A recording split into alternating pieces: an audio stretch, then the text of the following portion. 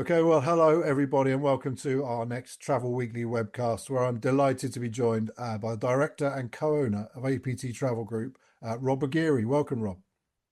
Hi, Robin. Thank you very much. Thank you very much for the opportunity. Privileged to be a part of it. Great, it's great to have you. Now, obviously, we're talking on camera, but you are actually in the UK at the moment, visiting the team, and you're no stranger to London. Is that right? No, definitely feel very, have a very close affection for London. I always make a point of visiting here at least once a year and catching up with the team. But in fact, I used to live here. My wife and we worked in the office, and I was the sort of the general manager of sales for a number of years back in the early 2000s, actually. And the UK has always been a very important part. So we've had an office here for over 35 years. We've been based here and worked with that. And generally, at the time, it was originally selling English people to Australia and Australia and New Zealand when that was our main products. And then after that, we expanded to Canada and then our Europe product range and our Asia Mekong product range. And so it became more broad in what it was that what we do out of the UK market. So yeah, it's I've got a close affection for it. I really love it, and obviously, there's a definite affinity there between Australia and the UK has a real close affinity, which is so it's very much lovely. It's great coming back. Good. Well, it's good to have you here with us, Rob. Tell us then, where does the UK fit in terms of, obviously you're a global business. Where does the UK market fit for you guys? So, as I said, we've made a deep commitment to the UK over a long period of time. We've got about 30 staff based here in London, which are all focused on selling, basically, and selling our product range. So it's certainly an important part of us. At the moment, it represents around 10% of our total sales, but we look to grow that significantly. So it's it's a big job for Paul and the team, actually, because Paul Molinas, the general manager here, because we keep growing out of the other markets as well. So we keep raising the bar there, but he keeps growing. We keep raising the bar. But no, we see it as a very, very important part of what we do. We focus and specialize on English language tours.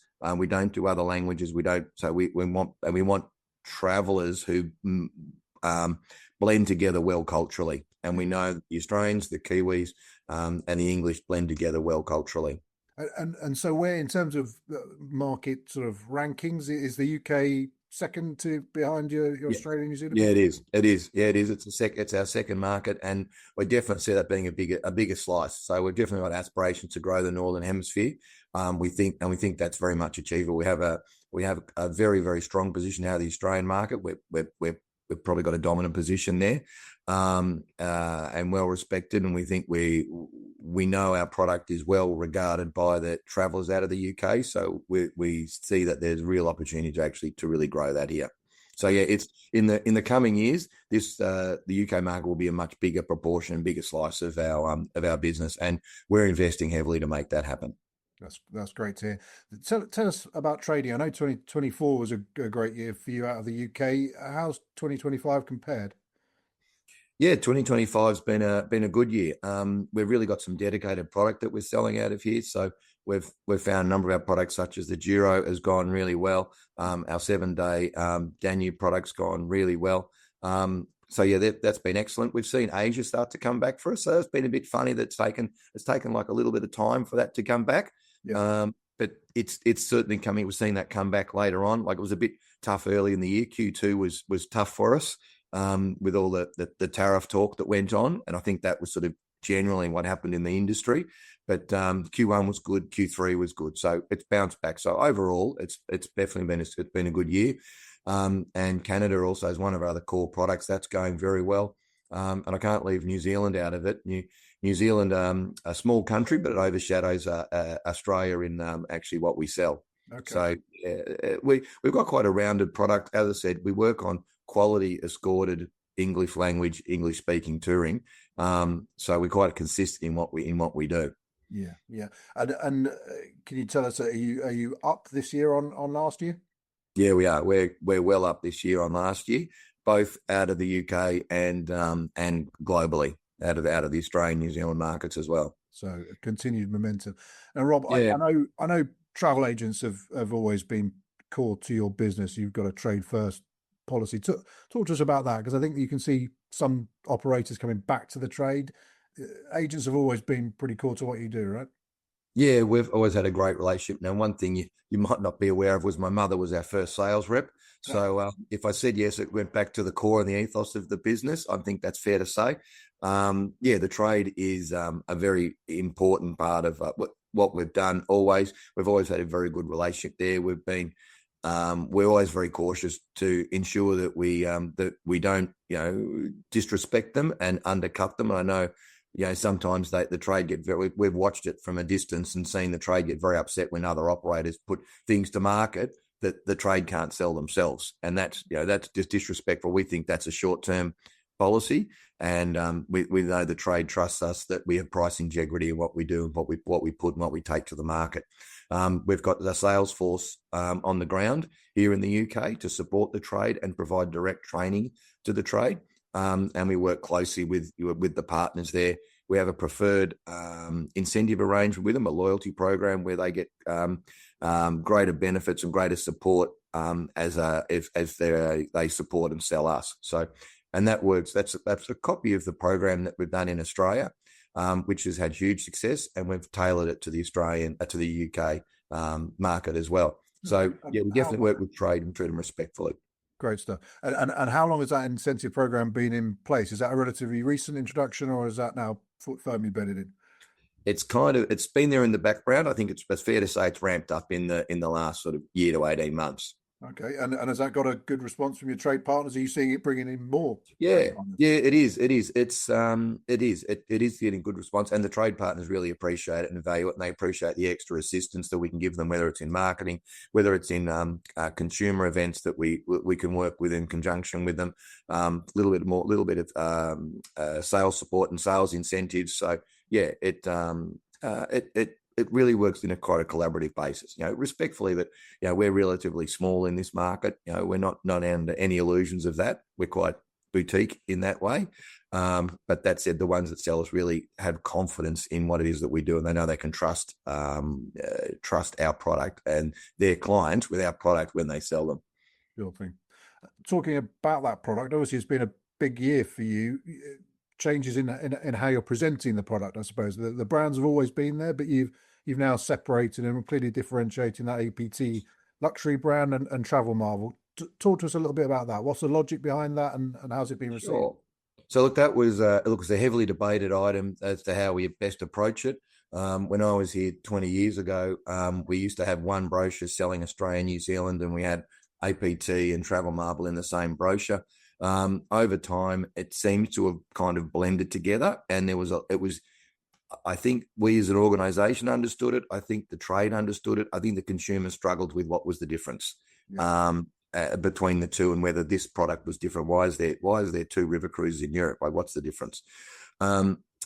So it was there to really reinforce this separation, so people understand brands and what brands stand for. So it was much easier to actually pull the brands apart. It was harder for us internally, but it was better for the consumer to get greater clarity if the brands stand on their own 2 feet, because Travel Marvel is the largest volume that we sell. So it's very hard to distinguish the APT product from that.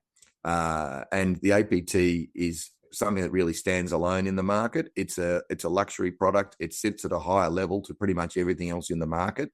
And it was kind of getting lost being amongst the volume of the main thing that we sell on higher volume is the Travel Marvel product. So the 4-star product, which is a really competitive product, is price competitive with the other operators in the industry.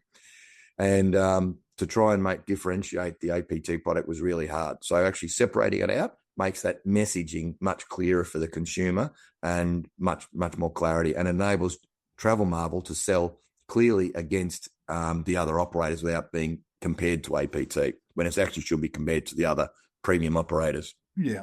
And the APT and Travel Marvel division, does that spread across the river cruising, yachting, and land touring? Is it across all three? Yeah. Okay. Yeah. And what's the response been like from trade partners, from consumers? Great, really good. I just had feedback from our marketing manager yesterday that they've really embraced it, and there was certainly some hesitation here as well in the UK about Yeah, we've done it this way for 20 years. What are we changing it for? But the feedback actually now is actually people are really loving it. They love the new brand refresh. They're loving the clarity, which is really great. And I think the trade understands and the consumer understands different brands. When you look at most of the airlines, most of the big airlines have two brand levels, like whether it's Singapore Airlines, I could use Qantas as an example, as the Australian airline. They've got a Qantas and Jetstar. Singapore Airlines have got two airline levels where they've got the full service and their lower cost brands. So it's common practice. People in the industry understand it, and obviously car brands do it as well. With Volkswagen and Audi and Bentley are all in the same company, but they're branded very distinctly because they stand for different things. Yeah, sure thing. I talked there about the river cruise and land touring. This year has been a huge focus on river for you. New builds, ship launches, but give us. I'm pretty excited about that. Yeah, I can imagine. It's been a busy year. I mean, what is the split of the UK business now? Where does the sort of land touring product fit against the river cruise side? The land touring has been smaller, like the river cruising's kind of grown and overshadowed it over the years. But we've got a concerted focus to grow that and to grow that. And we know there's real potential, and we've had great growth out of it. The growth on a percentage basis, the growth of our land touring, I think it's nearly doubled actually. Our river cruising growth on a percentage basis, it's probably the split's probably roughly 25%. That's probably 20% land touring and 80% river cruising. Okay. But the growth of the land touring side is outstripping river now. Yeah, and we realise that that's really an opportunity for us. So there's a number of products there. Yes, there's some land touring around Europe, but we've got the Canada Alaska program is one of the big ones for us out of this market, and that's been well received in the recent time. And New Zealand are probably the two big ones where we're getting that land touring growth.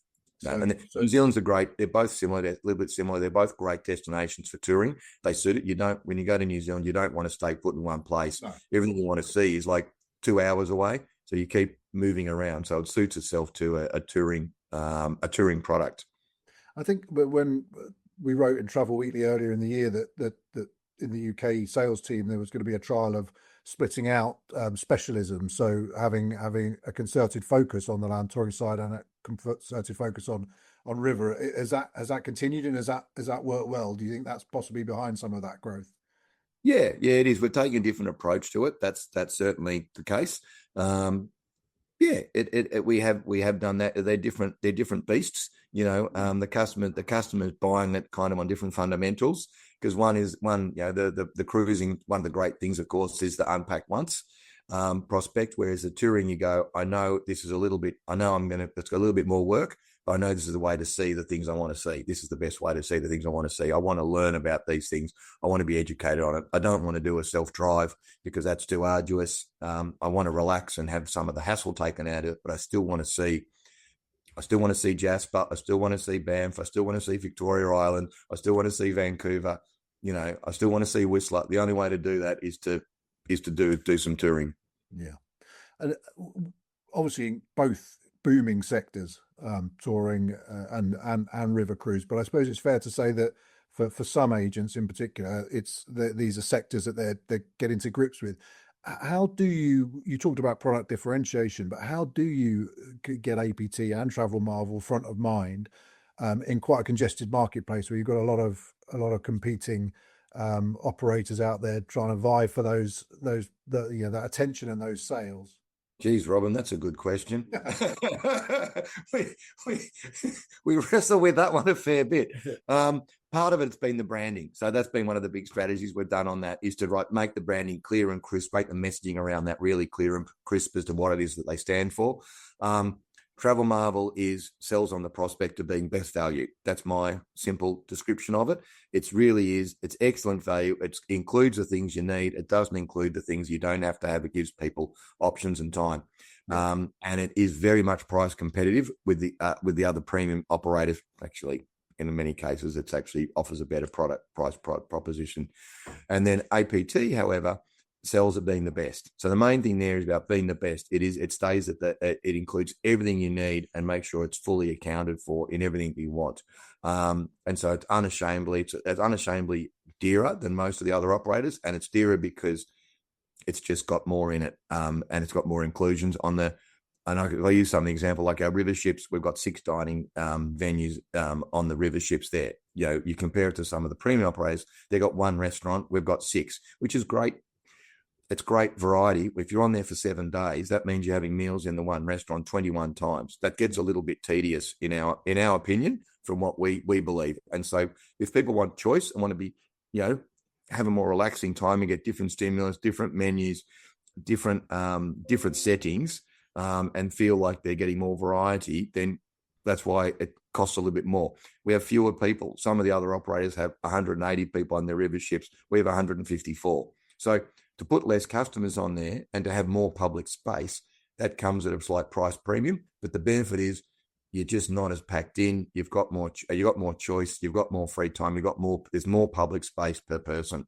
So that's what you get for those extra things. So those things are some of the points of difference in what we do.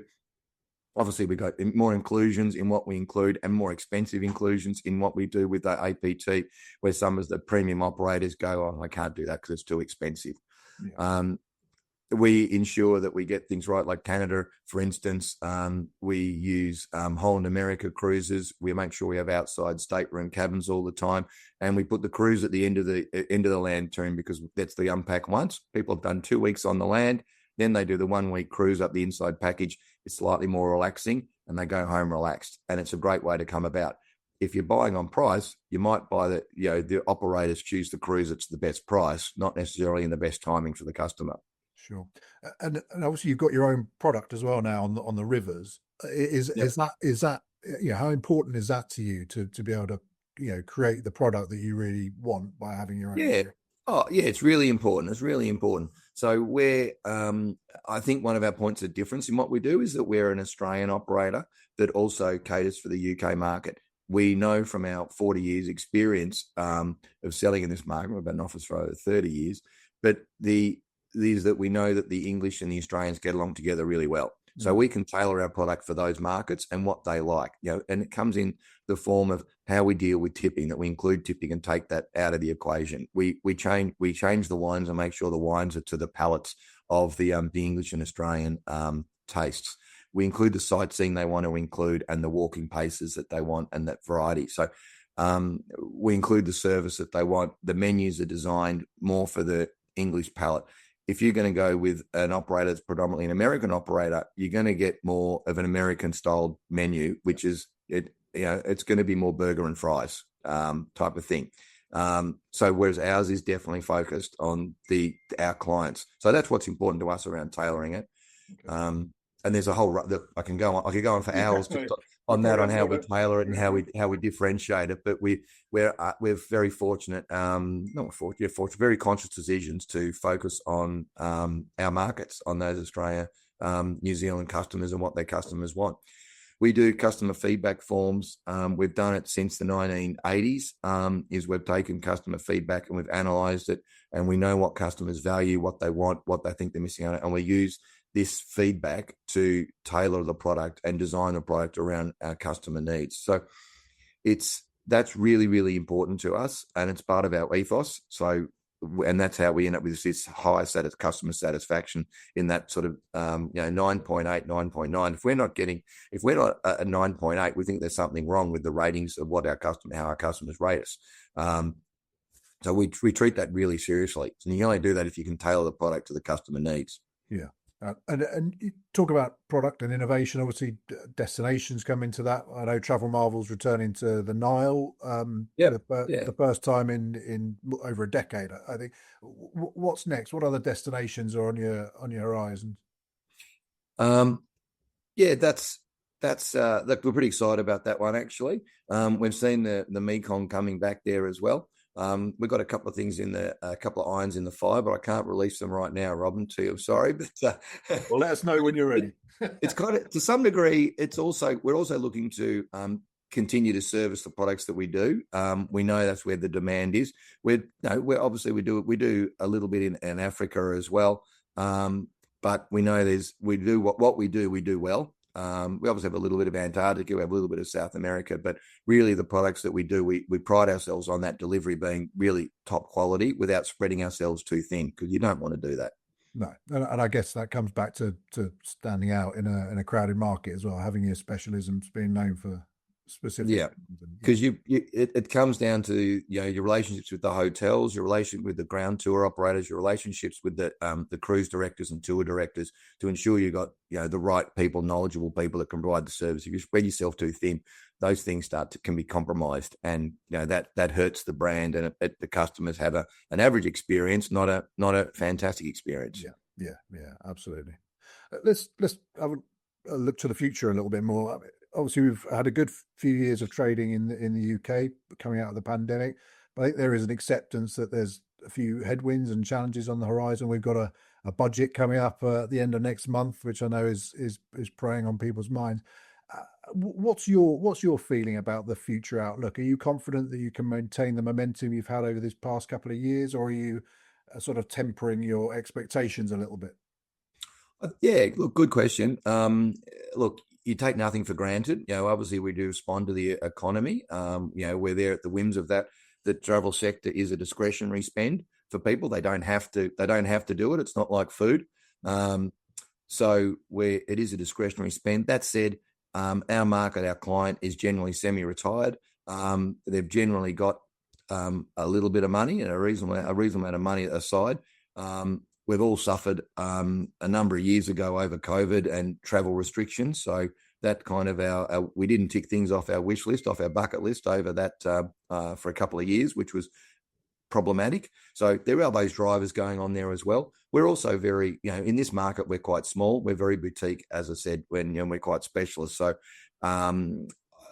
for us, we would hope that our service and delivery, we can grow a little bit in market share, will insulate us against that, and we'll continue to focus and do what we do well. Continuing to deliver to the Mekong, Canada, Alaska, Rhine and Danube, Australia, New Zealand. So we'll continue to focus on those things, and we're not moving numbers of the.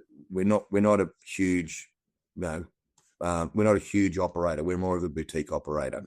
Yeah. So you're confident that you can still maintain that? We're confident. We're continuing. Yeah, we're continuing to see growth. Yeah, and 2026 is selling well for us.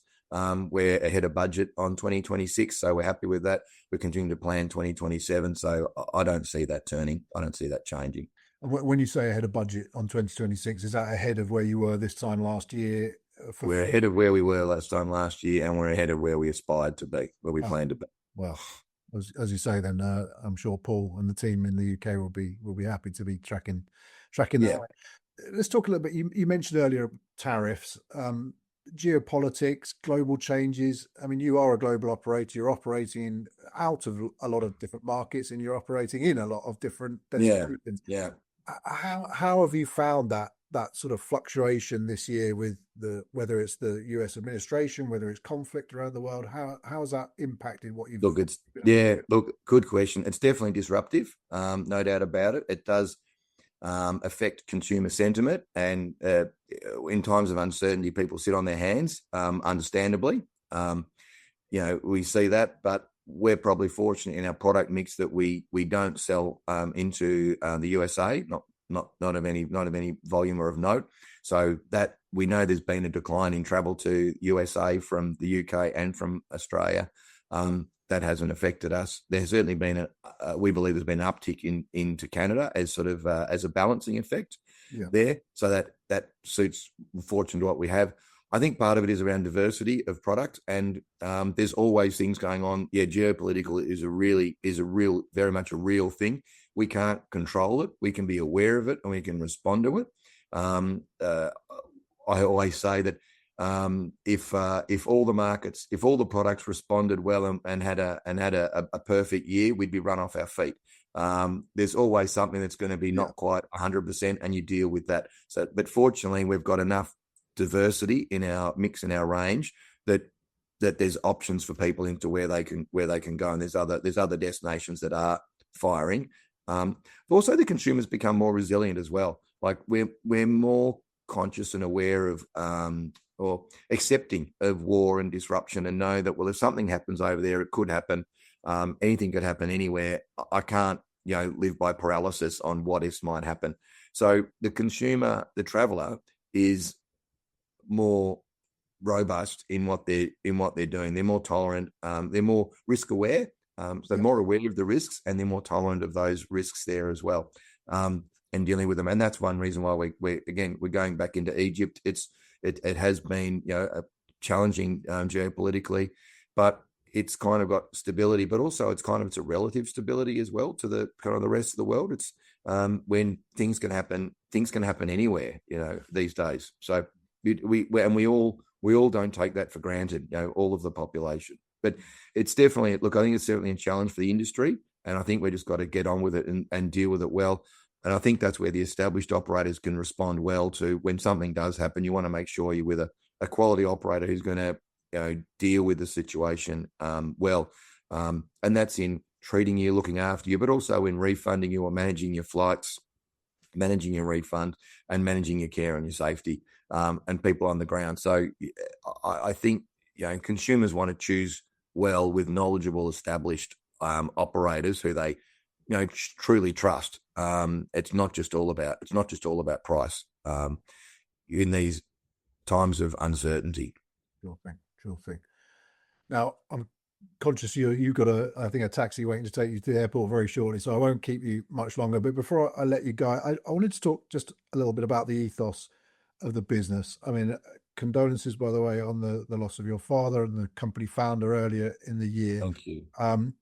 But talk to us a little bit about that family ethos and why that differentiates APT from other companies in the market. Look, thanks. It's a good question. We've got that family stability and the family ownership. So traditionally, family organisations have a longer term view, and that long term stability, that long term financial stability. We're not chasing quarterly reports, quarterly earnings numbers to be released to market. We're not trying to protect our share price value on a month to month basis, and our CEO and execs are not rewarded by the share price each quarter. We're rewarded by our long term success of our brands, and that's why we can make more bold decisions. We're investing heavily in product and the like, because we're taking this long term view. It's not profit first; it's longevity first and foremost in our organisation.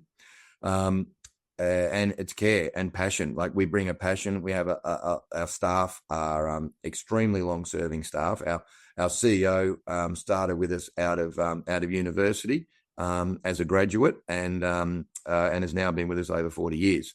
So it's there's definite longevity there, and which is wonderful that people have a deep understanding of the organisation. You're then able, with that longevity, you also carry the deep culture as well. Which is wonderful, and that caring of each other. We had a lengthy discussion with Paul and the team. Is that it really became apparent to me is that it's kind of a no ego culture as well, where it's not about what can I achieve, it's about what can we achieve. It's kind of together we achieve more. Yeah. And so it's very much a collaborative, supportive, trusting ethos internally because of this stability of staff, and we're not chasing this quarterly numbers, and this supportive of each other. We're not going off, we missed the quarterly numbers, I'm going to blame them over there. That is just not our culture at all.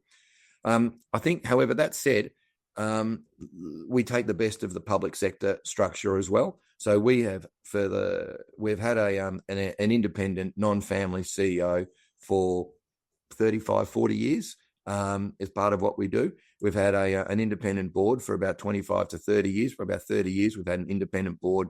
We have 6 directors on our board, of which my sister and I are 2 of the directors, and the other 4 are independents. So we operate, and we have an independent chairman. So that independent oversight is important to you. Yeah, so the governance is solid. The metrics are good. And we're getting the best people around the table that we possibly can to help with the strategy and the goals and the best expertise in the industry. So we're not insular from a family perspective. We're not autocratic. From a family perspective, my sister and I don't have day-to-day roles in the organisation, so there's no nepotism from that point of view either. So we definitely, and we don't undermine the CEO. The CEO is responsible and accountable for running the business, just like in a public company structure. So that's really important to the long-term success of the business, and helps, and how we've got to a business that's 98 years old, heading for our centenary in 2 years' time, which we're quite excited about. And I know in the UK, there's lots of business, quite a few businesses that are over 100 years old. As an Australian business, it's quite rare. And it's really special, and we're very excited about it. But that structure gives us that business for in perpetuity. Yeah. And I guess as a final question, then the way you were talking earlier about your trade partners, it feels like travel agents are an extension of that community that you're building as a business, and presumably they'll continue to be. Yeah, Key. yeah. There's definitely that loyalty and consistency here. In working with the trade and those travel agents that support us, and we have very much long-term relationships with the trade over here, most certainly. Some of the so yeah, they're very much long-term, trusted, mutually supportive, respectful relationships. Yeah. Well, yeah. Rob, that feels like a good place to finish. Thanks so much for your time. Really appreciate it.